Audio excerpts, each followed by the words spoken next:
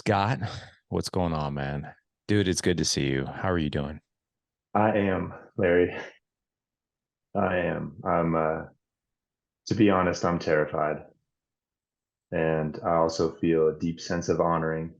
I'm terrified to face what's going to come out, but I'm also deeply honored to be here and for the opportunity to share that. And I'm kind of beside myself, man. I can't believe that I'm actually here from what I've gone through and listened to you. And I already know what you're going to say, but I'm one of the dudes that has been listening to you from the beginning. So, again, I already know what you're going to say about your earlier podcast, man, but I want to let you know that I loved them. And I thought it was absolutely amazing to hear how grassroots and how genuine those first episodes were. And just want to show that gratitude and the honoring for you as I've been able to watch your development through your podcasting adventure. So, So I'm gonna say that I'm really sorry for that first year. Is that what you think I'm yeah, gonna I say? already know. Yep. Yeah. Yeah. I'm so sorry. I didn't know what I was doing. I can't listen to him, blah, blah, blah, blah, uh, blah. No, man. For yeah. me, those earlier episodes are so amazing. They're raw, they're from the heart, they're genuine, and I've absolutely loved listening to the journey develop and seeing your own personal path unfold, both through the podcast and being a part of the community as well. So, Well, dude, I'm excited to have you. It's you know, it's I'm excited to share your story and not because for reasons that I think a lot of people would be like, well, I'm really excited to share this story. It's more of like I'm excited to honor you is what I'm excited to do. And this show is all about you. And it's an incredibly sensitive journey, and it's an incredibly authentic journey, and it's a journey of a battle, and it's a journey of strength, even though I know at times you didn't feel like it. But here's what I'll tell you before we get into the context of this podcast. Scott, I've I've interviewed 1,100 people, and I don't say those numbers because like I've interviewed 1,100 people, and then I've been on probably, I don't know, I would say 200, 300, 400 podcasts myself. So uh, have interacted with a lot of men and their stories over the past 10 years.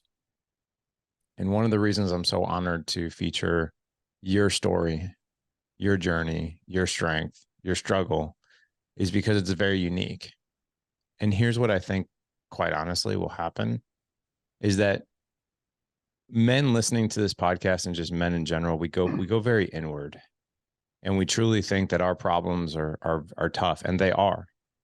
However, when we hear somebody else's story and we look at our own life, and there's many things that happen when we do that. It's almost like when you're at a speaking event, you hear somebody's story of strength over struggle, or strength through adversity, or overcoming something, or going through something. Is that the listener will start to analyze their own life, and they'll start to really take these nuggets of, man, I might be going through something now, or I'm just getting out of a season. Or if you're in a really great season right now, there's a season that's going to come your way that's going to challenge you. And I think what we could really give the audience here is some strength, and some strength that I don't even know if you feel it at times, but we see it in you because we see you in the community. So here's what I'd like to do. This is a very different podcast for me, a very different interview. I want you to actually start wherever it is you want to start, whether that's you start with your journey with us and what that looked like, whether you start with the birth of your first child, how you grew up, whatever it is. But I just want to give it to you and honor you in that way. I think that I would like to start with my childhood. Sure. Um, because as I look back and, I've reflected so much on this, I love my parents through and through. I grew up in a really small town in outside of Denver, Colorado. And, bless my parents, man, they grew up in Los Angeles. And then, when they had a family and kids, they're like, we're moving out of the city and we're moving to Colorado. Moved us out, to the middle of nowhere, uh, built their own house, bought horses, started this whole brand new chapter of their life. And in the moment for me when I was a kid, being way out in the countryside, you're so far out there that your friends don't want to come play. You're the first kid being picked up in the morning time on the bus stop, and you're the last kid being dropped off. I didn't appreciate how amazing my childhood was until I was older. And for everything that my mom and dad, did or didn't do, they provided an amazing life for my sister and I. My dad was in the military and he was gone a lot. And I never realized maybe how much that did impact me until recently as I've been diving through some of my own shadow work. I never held it against him though. I always knew what he was pursuing. And especially as I got older and started to follow my own path, which was very different, and I started down my own journeys of adventure and travels, you know, there is an aspect, especially as men, but anyone in general, men and women, that adventure and that price that comes with seeking what's deep inside your heart, it comes with sacrifice to live those moments, to have that pursuit of your own heart. It comes with a level of sacrifice. And my dad sacrificed a lot of time with his family when we were young. And my mom, bless her heart, Kathy Gutman, she is an absolute saint and an angel walking this world. And she raised us as best as she could. And, for myself, I mean, she really tried to raise me as well as she knew how to raise a man. And that's kind of part of, the struggles that we face as we get older, especially this kind of, wave of, right, the toxic masculinity and the demasculated men, is that we were raised by a generation of mothers. And it's not that they necessarily did it on purpose. That's just what happens when women raise men. They shower them with that. And I didn't have that masculine presence all the time. And even when my dad was there, he did what he knew and he did what he was taught. Granted, he came from an extremely difficult and abusive and neglectful childhood. So his commitment to us was that he wouldn't do those things. And it kind of, right, like goes back and forth through these generations where you're like so difficult and so tough on your kids and so mean and abusive, or then you're, maybe a little bit softer and a little bit more hands off and give them that freedom. And it's kind of rides that cycle back and forth. So, I do have a lot of wounding from my childhood, but it doesn't come from abuse. It doesn't come from neglect. It comes from, some just absenteeism and not strong leadership from a man. But they provided for us. They gave us a great life. We traveled, we had adventures and experiences. They gave us accountability and the opportunity to make our own choices in life. And I think that that really set the foundation for me moving forward as a man. A lot of those core values, some of the deepest things that I hold on to are from those times of being able to choose. And if I did want to quit, I could quit, but I had to face that decision myself. My parents weren't going to coddle me through it. Mm. And, then things start to get complicated as you're a teenager. And there started to be a lot of friction as I was ready to go. I was ready to leave. I knew that I wanted to be on my own, and my family wasn't ready to give that up. We had a lot of conflict during those years, and that was probably the most difficult times that I faced with my father.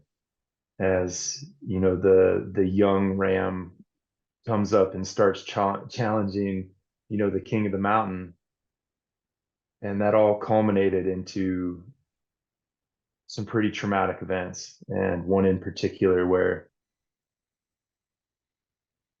we got into this big fight. And at this point, I don't even remember what the fight was over. I just remember that we were in a fight. I remember there was a challenge, and there was push back and forth between my father and I. Like physical And push back and forth? it was starting to get to that Wow. point. Yeah. And then my mom tried to step in the middle, and I don't think I pushed her, but there was that elevated physical engagement. And next thing I know, my dad comes back from the other room with a loaded gun, Oh my and he gosh. points a loaded gun in my face, and he tells me, "So you think you're a man? How about you be a effing man now?" And he stood there with a loaded gun in my face. So, at that point, my mom ran away and she called the police, and, the police came to our house, took me aside. And I remember sitting in the office, in the study with this officer, and looking through the glass and seeing the look on my dad's face, and just she's asking me what happened. And I remember like almost having this like moment where I pushed back away from my body and saw this power that I had in this moment, where I could just tell this officer that he put a loaded weapon in my face, and that was going to be it, right? He's going to get arrested. He's going to go to jail. I have all this power.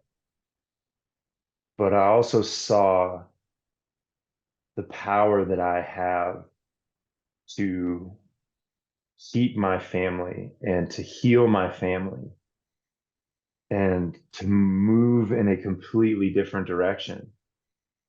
And I didn't say anything.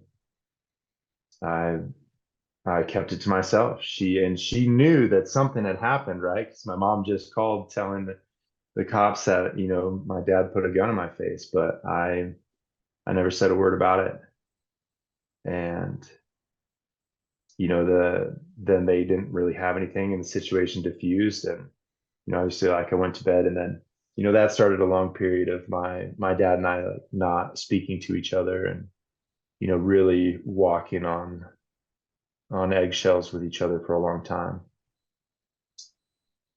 My gosh. And How old were you I at the time? graduated. I was 18. You were 18. Okay. Yeah. I want you to take me back to that moment. That's a profound moment. I've known you for a while. I did not know that story.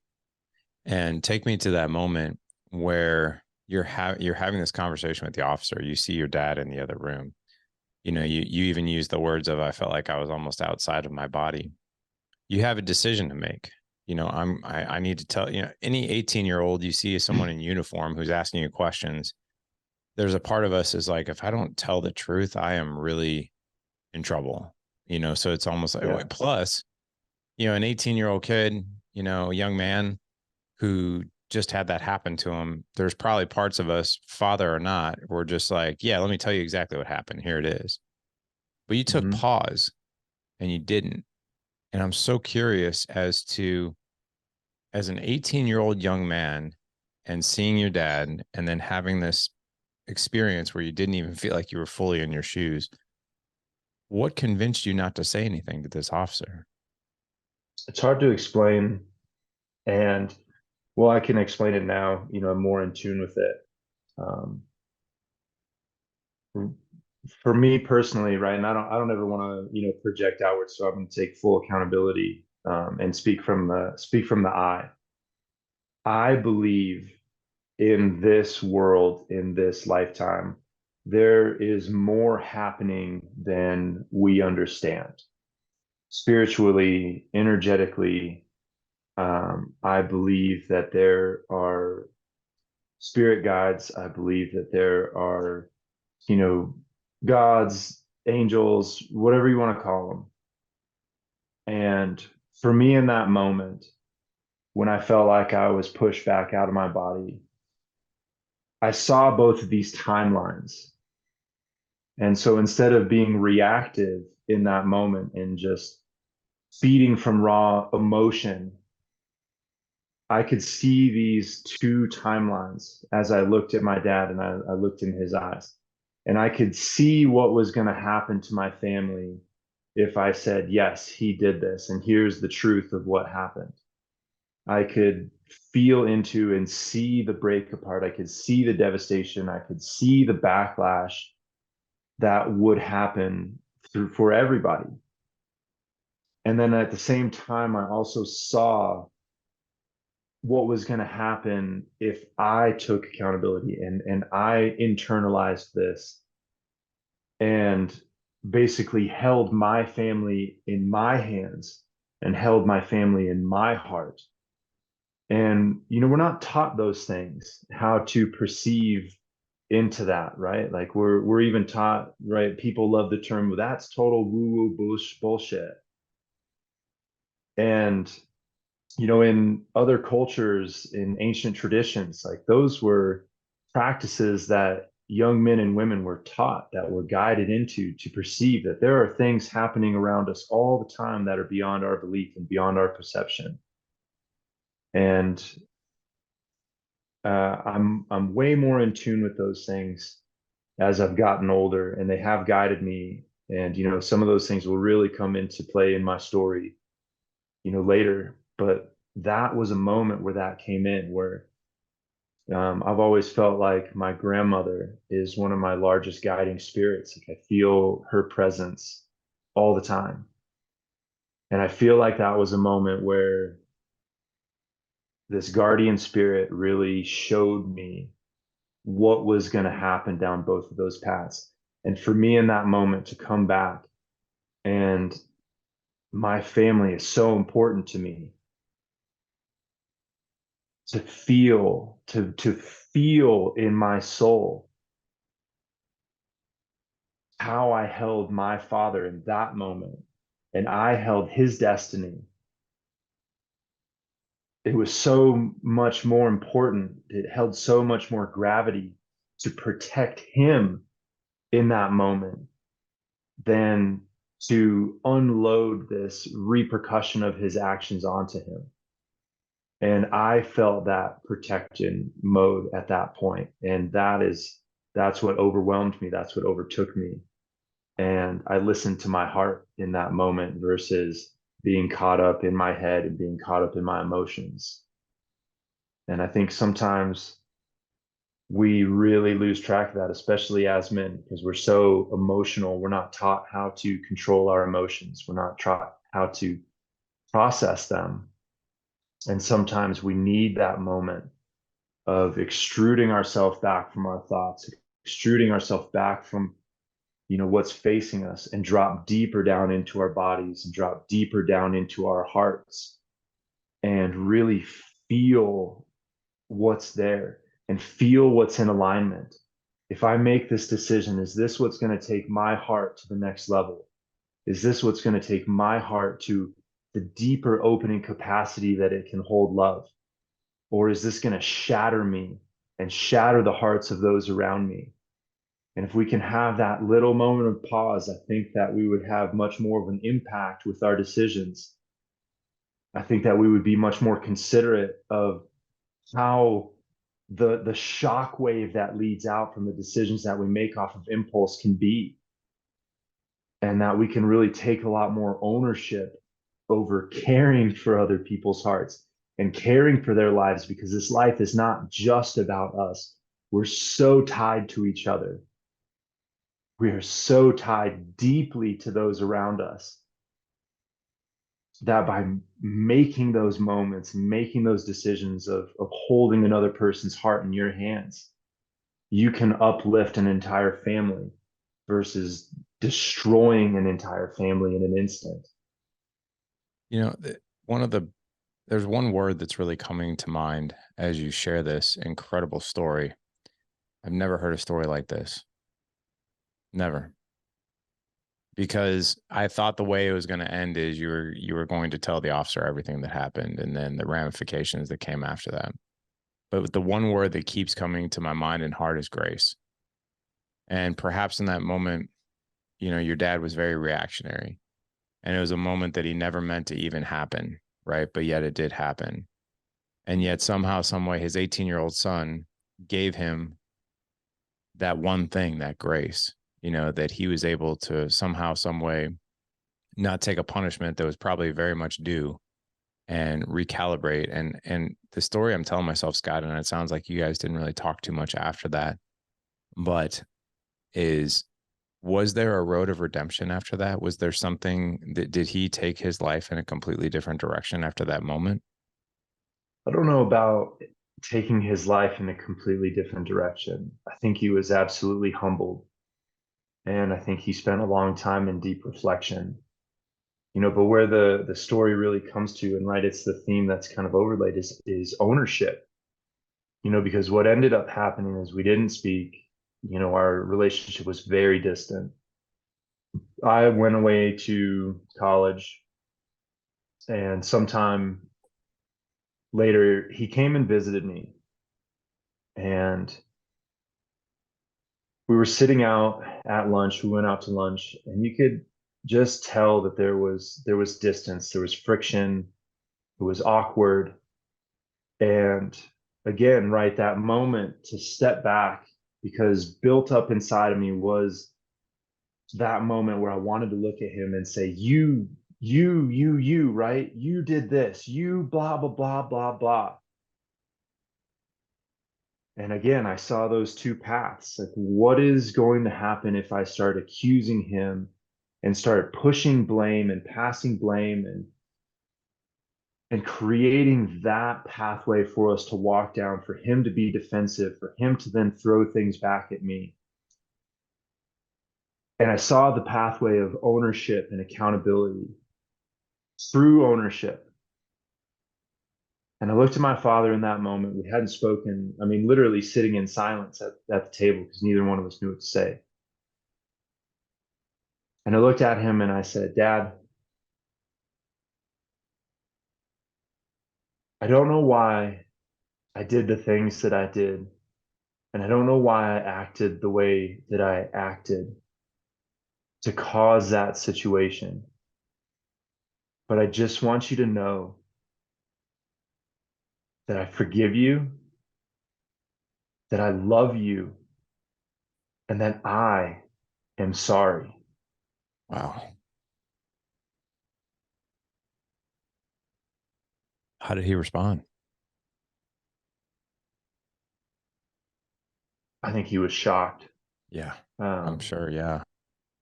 but that moment, to not feel blamed, to not feel attacked, and to hear me take ownership, that was what was needed. And it was like in that moment for him, all of these things of my son did this and he was this frictionless kid and he created all this turmoil.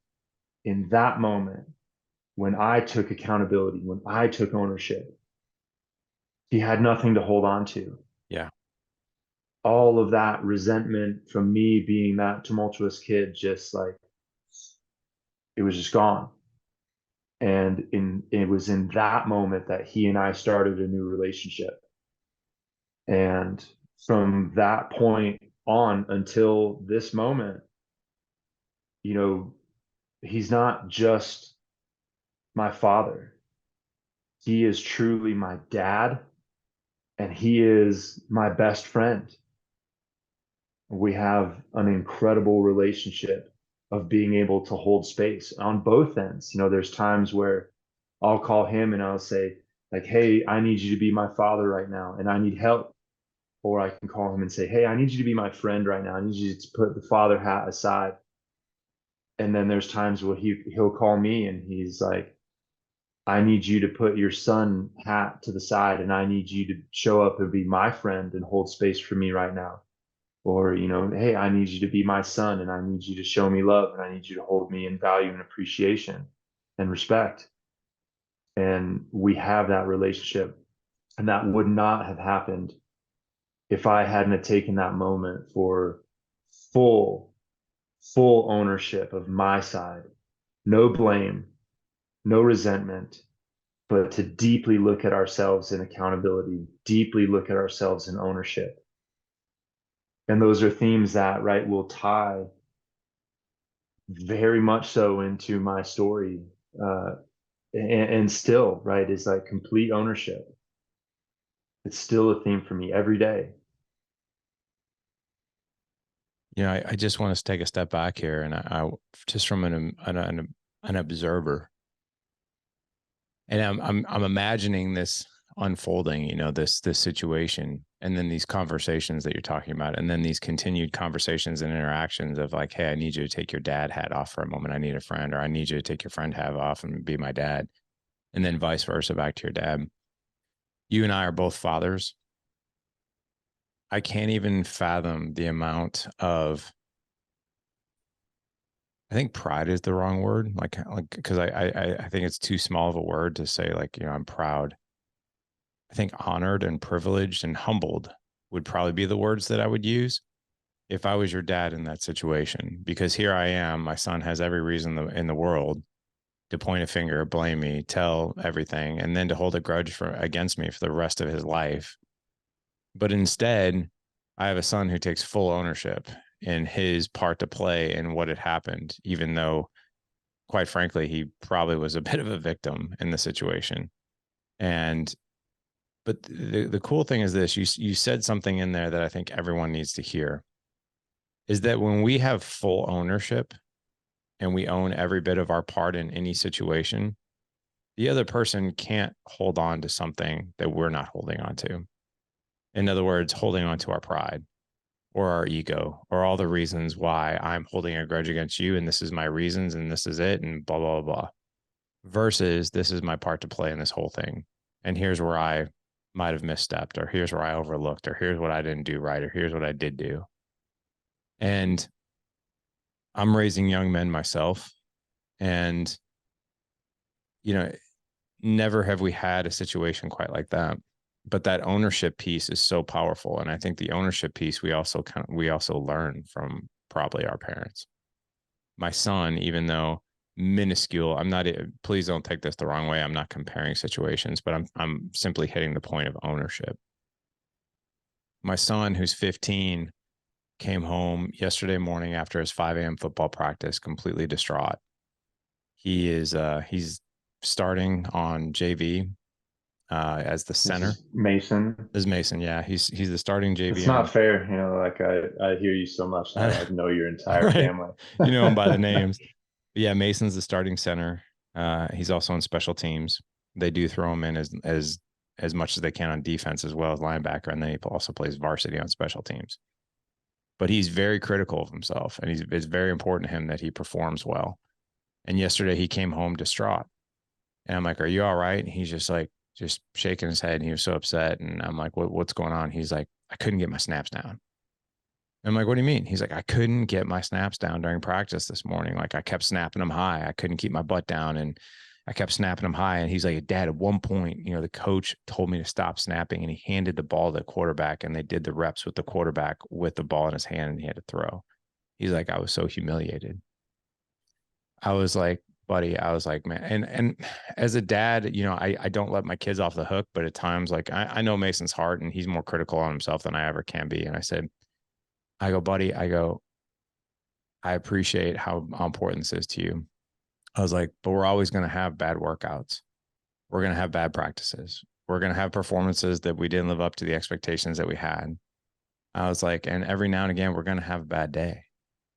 And he was getting his laundry out of the dryer, and he looked at me dead in the eye, nose to nose, toes to toes, and he goes, "But that's no excuse." And I was like, "Damn straight, yeah." And there is no excuse. But I thought it was amazing that he didn't point any fingers at anybody else, right? It was that ownership piece. He owned his part in all of it, and there was zero excuse for poor performance, and he didn't let himself off the hook. And I think I think a lot of us were raised in an environment where you could blame everybody else. It's his fault, it's her fault, it's the weather, it's this, it's that, it's, point the finger, point the finger. I think there's zero ownership in a lot of generations. But teaching I agree. ownership and executing ownership like you did, even though you probably on the outside, people would look at your situation and be like, you had every right to do this, this, and this, but you didn't. And you owned your part to play in that. And here's what's really cool about ownership. It's healing and it's contagious. How cool is it? Let's talk about marriage, right? Let's talk about even being a parent. Let's talk about being a friend or a son.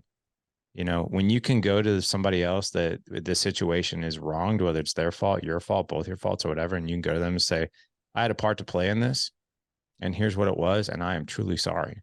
There's no excuse. How can I make this better? Even if we felt that we were the victim.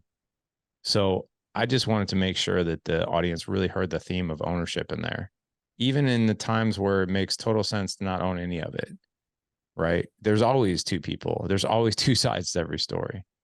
So what an incredible story. It sounds like what happened is maybe perhaps, and it sounds like you guys didn't speak for a while, but perhaps the story I'm telling myself is this was a launching pad that you and your dad over time could have a somewhat of a better, different connection, better conversations. But I'm sure it didn't happen overnight. But was that a launching pad for things better to come in the future? Absolutely. Yeah, that moment was the launching pad for a new relationship, right? That moment of ownership opened the door, opened the space for us to completely forge a new path. So, It's unreal. that's the power of ownership. And it's something that I'm facing in a big way, right now, right? So, And I want you to talk about that. So what yeah. I'd like to So, take, right, there's so much life that happened in between there, right? sure, But it's like, there is. we can fast forward to this moment in time and then maybe kind of work backwards and Yeah. understand. Yeah. So what exactly is happening in this moment in time? In this moment in time, I share three souls, three beautiful women. I have three daughters with their mother, and I want to honor her. Her name is Nikki. We have Scarlett, Atlas Rogue, and Russo. And our youngest daughter, Russo, is diagnosed with an extremely rare, what they have told us is terminal genetic condition that's called pyruvate dehydrogenase, PDHA1. Essentially, her body can't convert carbohydrates into energy to use as a fuel source to grow. And so we have this, complication of this extremely rare genetic condition while we're raising, three kids. And my relationship with Nikki has completely broken apart and torn apart. And while she still lives with me, she's still in my house, in my family's house, in our house. It's still our house. I hate that like almost kind of domineering aspect of this is my house. This is our house, the house that I provide for my family. While she has left the relationship, she has not left, and she is with another man. And that's a situation that I face on a daily basis is, watching the woman that I love go and be with and share her love with another man, while she completely pulls herself away with me, while I navigate the complexities of not, how difficult raising kids is in general, and also challenging the medical system, and standing up for my beliefs and our beliefs, and completely challenging this this system of healthcare that has told us time and time over for the last 2 years that, yeah, your daughter's dead. Just, go ahead and close the book. And we have watched her die. I've held her in my arms 4 different times in the last 2 years while she's hours, hours away. And and she's come back. She's still with us, and she's a very unique human being. She's extremely limited in what we would think of as, the quote unquote typical child. She's, over 2 years old, but she's about a 3 or 4 month old child. She doesn't crawl. She doesn't roll over. She doesn't sit up on her own power. She can't hold her head up for long periods of time. She can't communicate verbally with her words. And yeah, it's been a very unique, very challenging aspect of raising her. And, like, how did I get into this position, right? And that's where, like, the massive deal of ownership comes from, because there's so many points along the way that I've wanted to say, you did this, and you, especially with what's going on now with, this other man, to look at him and be like, Sure. you stole my woman away from me. You took her Yeah. away from my life. And to backtrack into that, we have to go back, I mean, really 17 years, which is wild to think about, where I started a relationship with an amazing woman, amazing woman. When I was in college, we had an incredible relationship. We supported each other. We grew together. We loved in what we knew was love at that point, at young love. And I have spent most of my professional career as a professional whitewater river guide and a professional snowboard instructor, and of chasing water in all forms, frozen and liquid, from winters to summers. And when our relationship was in its 6th year, I went on a very long 18-day river trip. And one of the other crew members on that trip, when we launched, was a woman that I fell for. And in 14 days, I fell for that woman more in certain ways than I had fallen for this woman in 6 years. And I had an affair with her.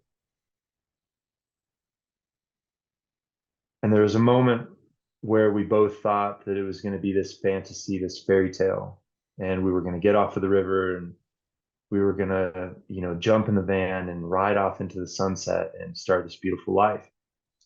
And that's not what happened.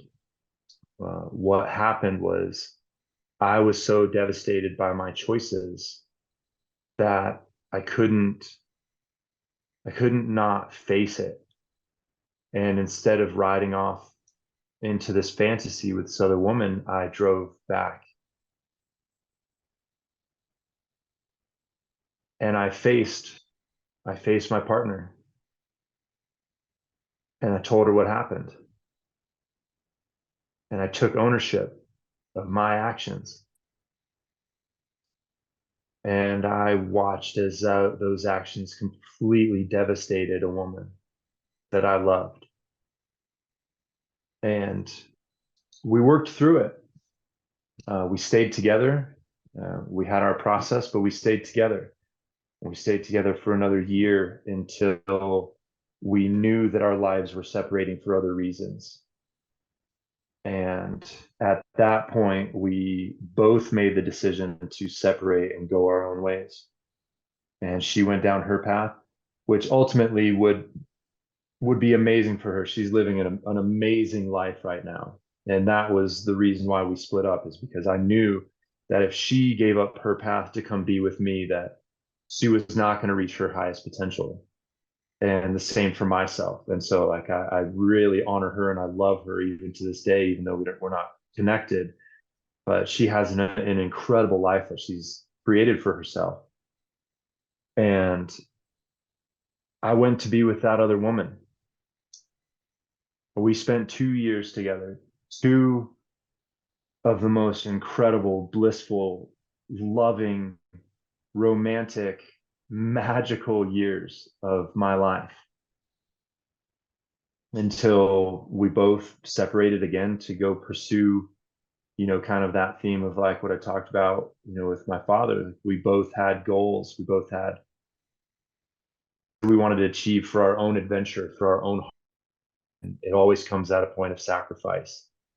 And so she went to go pursue her river dreams, and I went to go fulfill the things that I felt like I was called to in my river journey. And we started to have some friction. We started to separate. Things became complicated. And right here is where like the hard part of ownership comes in. It's like right as she and I were separating, and we knew that we had to take time apart, and we were talking and we talked about, okay, you go and do your thing and I'll go and do my thing. This beautiful, dark skinned, dark haired river goddess drives up in a bitchin' Chevy Express van. And she captivated my heart, and that was Nikki. And Nikki came to me one night and asked me, what my deal was, what my situation was. And I feel so awful looking back at that time where I told this woman that would end up becoming the mother of my three children that I have plans at the end of the summer and they don't involve you. So if you want to have a physical relationship, then that's what I'm available for. And she agreed. She had plans too. They didn't involve me, and she agreed to it. And we had this really whirlwind of a romance where I was on a trip and then I would get off of a trip, and literally the next morning at 5 a.m. she would be launching on a trip. So we would have 12 hours of passion together, and then we wouldn't see each other for 5 days, and then we would spend 8 hours of passion together, and then we wouldn't see each other for another 4, 5, 6 days. And this went, on for weeks until, one day we were laying in my room in each other's arms. And I remember looking at her and I said, I'm falling for you. And what every man wants to hear back in that moment, right? She looked at me and she said, I thought we agreed not to do that. And the next morning, I went on a single day trip. And as I came back, the bus was pulling in as her rig was leaving. I remember this crystal clear moment of looking through the windshield, and I locked eyes with her, and I could see the tears coming down her face. And she called me, a few minutes later, and she's like, hey, I have something to tell you. And we had also talked, the night before, because I was like, hey, aren't you getting close to having your female cycle? She's like, yeah, kids should be close, but I wouldn't worry about it. And, she calls me as I just saw her driving away in her rig. And she's like, hey, you remember how we talked about my period last night? Yes, I do. And she's like, well, I got to answer. I'm like, well, you got your period? She goes, no, and I'm not going to. And then she disappeared into the canyon on a 7 day trip. And then when she got off of her 7 day trip, I launched on a 6 day trip. And so We found out that we were pregnant after only knowing each other for a month. And then I didn't see her for 2 weeks. And we came back together, after that, and we left. We left the compound, and we went on this road trip where it was back and forth in terms of, okay, like, what are we going to do? Are we not going to have this child, or are we going to have this child? And we ended up at the point that we're going to have this child. We're going to do this life. We're going to try. And it was in that moment that we agreed, and I said, yes, I want you, and I want to have this child. That the other woman called me, and she said, I'm ready to be with you. And I panicked. I didn't know what to do. I was so scared. And that would start this complete unfolding of devastation, of me wanting this woman that I knew I wasn't going to be able to have, knowing that if I lied and I held on to all these secrets, that I'm going to lose the woman that's holding my child. And on a river trip that we ended up going on at the end of the season, I told Nikki everything. I remember being on the banks of the river, and I said, if we're going to make this work, like, there are things that you need to know. And I need to take ownership of what's happening, and I need to take ownership of my decisions. And you can make the choice on how you want to show up. And I told her everything. But that didn't stop there, because she said that she still wanted to be with me. And maybe it was fear for her too, that she didn't want to raise a child alone. But I still was pulled. I still was confused. I didn't have men to talk to. I didn't have leaders. I didn't have spiritual guidance, didn't have a support. I was a young, scared, lost man all by myself, making a string of poor decisions off of a lost and confused heart. And that moment in time shattered my relationship with Nikki. It broke her heart to know and to feel that my decisions had created this ripple effect now between three different women, Kimsey, Mariah, and Nikki. And that would set a foundation of quicksand in our relationship. That for Nikki, in her heart and her mind, she wasn't the woman that I chose. She was just the woman that I got pregnant. And I couldn't find a way to step into and create the environment for her to feel seen and for her to feel held. And ultimately, she did not feel safe in our relationship. And that theme of her not feeling safe has held on for 8 years. That would lead through two more children. That would lead into this unfolding of the experience of this child that is struggling with life and death, back and forth, back and forth.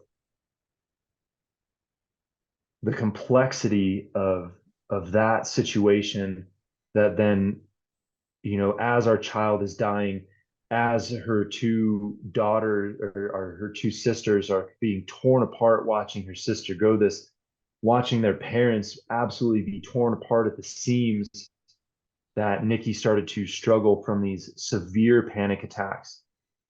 I have, witnessed and held this woman while she's given birth to two of our daughters. Our third daughter, Russo, ended up being an emergency C-section, which was its own level of trauma and failure for me as a man, where, I feel like I didn't advocate for her enough, but those panic attacks, the way that she would lay on the floor or lay in my arms and scream to the sky and the heavens, I thought that I was going to break. And as she started to come out of her panic attacks and things started to lighten up and things started to move in a direction that they hadn't been moving for us, Nikki came to me and she poured her heart out. And she said that there was another man that she was attracted to, and that she had secretly been holding on to this crush for another man for 2 years. And she didn't want to be held back in her experiences of life. And she was felt called to experience what this man would be like. And that she wanted to be with me. She wanted to stay with me. And she also wanted to pursue this avenue of her heart. And I agreed to it. I agreed to support her. I agreed that I didn't want to be the one to hold her back in this lifetime, that if she was truly being called to this experience, that I didn't want to be the one to hold her back. And through that unfolding and through her building up with this other man, I started to suffer. I had a lot of insecurity. I had a lot of jealousy. I had a lot of envy. And through all of those things, my anger started to come out. My rage started to come out. And it triggered again those things from the past where she isn't number one, where I'm not she's not the most sacred in my heart, that she doesn't feel seen. She doesn't feel heard. She does not feel safe with me. And she left me and she left my heart. And she continues to be with this other man. Right. And there's so much in there. There's so much in me that wants to look at him and say, you stole her. You did this. You tricked her. You planted her seed. You whatever. But the truth is, the divine truth, the unadulterated truth is that I pushed her away. I pushed her. I didn't show up. I didn't know how to get her needs met. I didn't know how to hold her heart. I didn't know how to make her not just my queen, but my goddess in this lifetime. I couldn't see her. I couldn't hear her needs and fulfill them. And I couldn't create the environment for her to feel safe. And it's because of that, I have to take ownership. I pushed her away. I created this entire environment. And now Scott, the only thing that I can do is to sit deeper into that ownership, face all those decisions, and move forward on this path of becoming the man that I want to be. Scott, I just have to ask this question, man. Like literally you're bringing me to my emotional knees here, just hearing this for a few different reasons. For a man to watch his child suffer is a hell on earth that it doesn't even feel humanly possible to walk through that fire.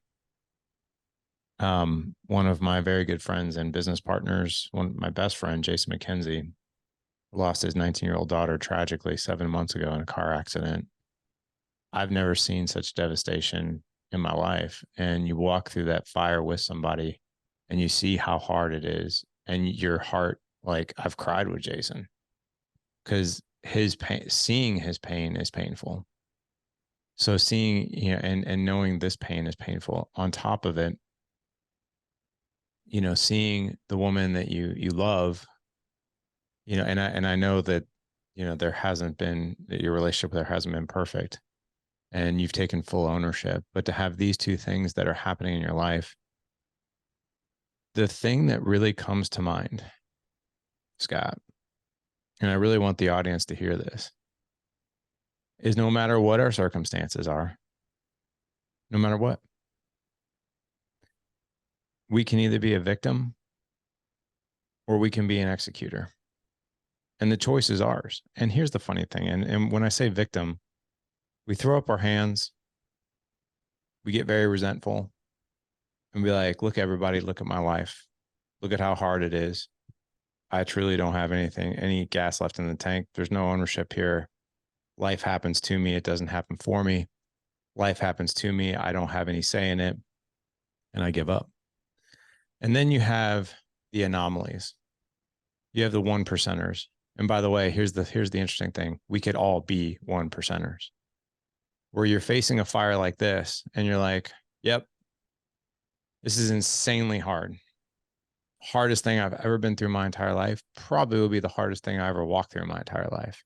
Yet, I am still going to take full ownership in my part in all of this, whether it's caring for my daughter, whether it's caring for my other two daughters and all their needs, whether it's finding a way to separate from this relationship that's absolutely gut wrenching for me to watch unfold.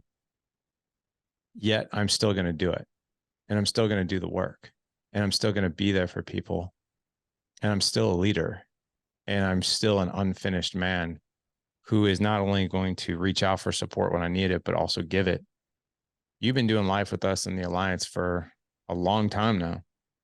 And what I can tell you, 2 years, right? Is that correct? Yeah, 2 years. 2 years.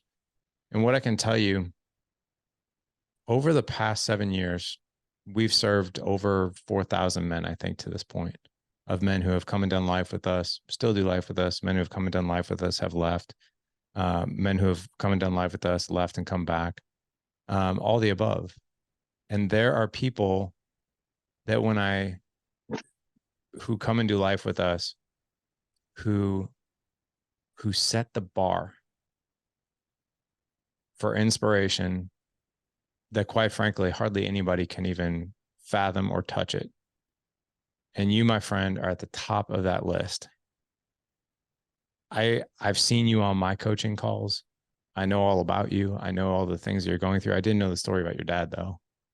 And yet, the interesting thing about it is we have men in our community, and I have one guy who's on one of my call teams right now, and I'm running a marriage course, and this guy joined a year ago, and we did a kickoff call with the first call, and we went around the bend, and everybody was like, hey, how long have you been in the Alliance for, and what have you learned since you've been here? And this guy said, I've been in the Alliance for a year, and this is my first call I've been on.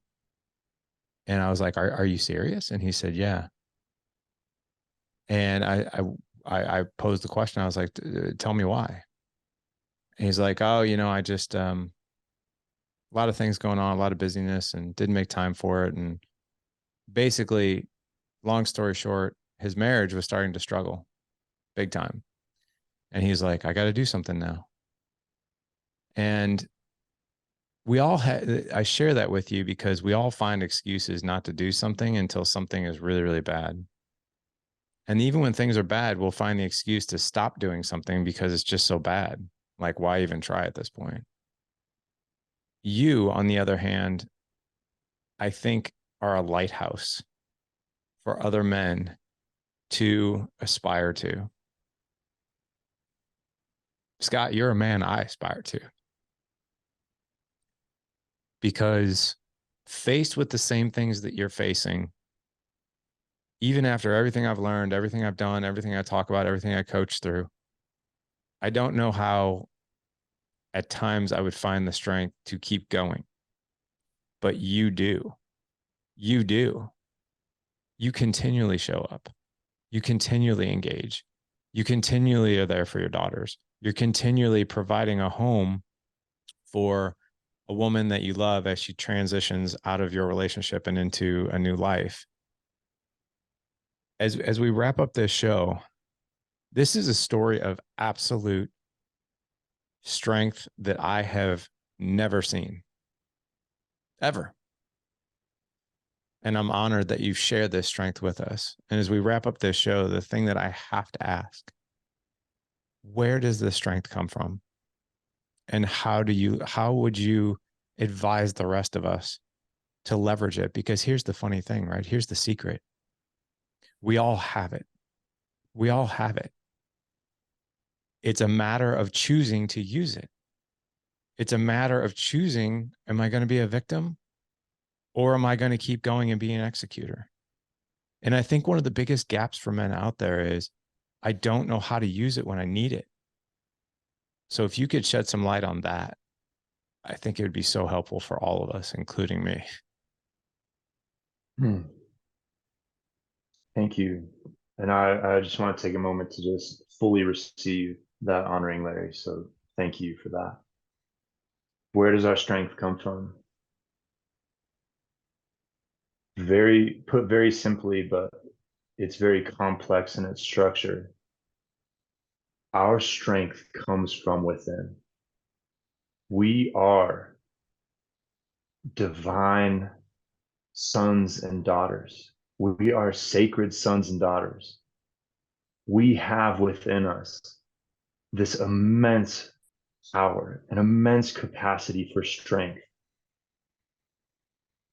I feel like we're so distracted around us by technology, by media, culture, by this construct that's been put in front of us for such a long time that this is the way that we should live a life.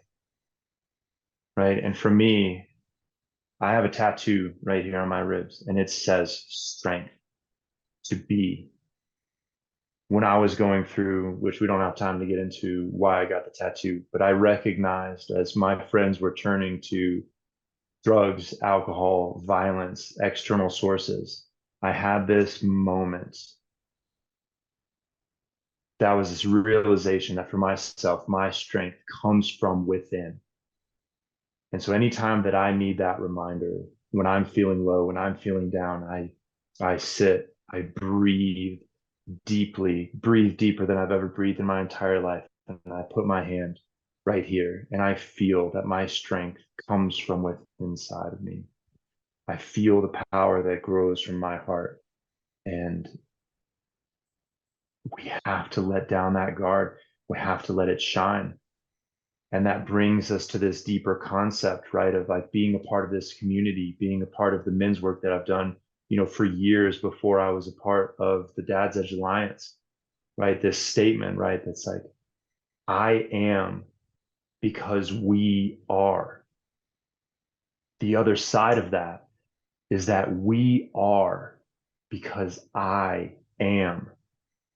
And the power that we get of being in this community of men, right? Locking arm in arm, shield to shield, drawing that strength from within and feeding that strength to each other and pulling that strength back from the group.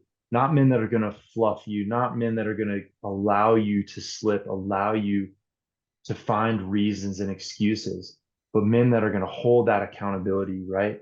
It's like that saying, iron sharpens iron. But you know what? Man sharpens man. And that's why we sit in these groups. And that's why we sit in these tribes. And to feel that power, to feel that vulnerability, to feel that ownership,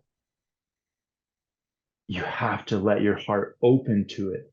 You have to deconstruct the things that you've been taught and hold on to. I'm going to turn to this. I'm going to turn to that. It's okay to be violent. It's okay to this. Lead with love. Open your heart to love and found that in ownership. Bro, this is one of the most powerful episodes I've ever heard in my entire life. And I've listened to you as a student and as a listener.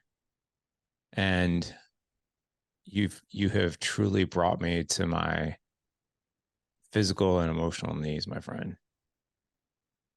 And this is one of the most not just on Dad Edge, but the most inspiring interviews I've ever heard in my life. I want to thank you so much for your time. I want to thank you for your inspiration. I want to thank you for sharing your inspiration despite every possible reason in the world that you didn't have to, because of what you're faced with. So, Scott, from my heart to yours, from the audience's heart to yours, thank you for coming on today.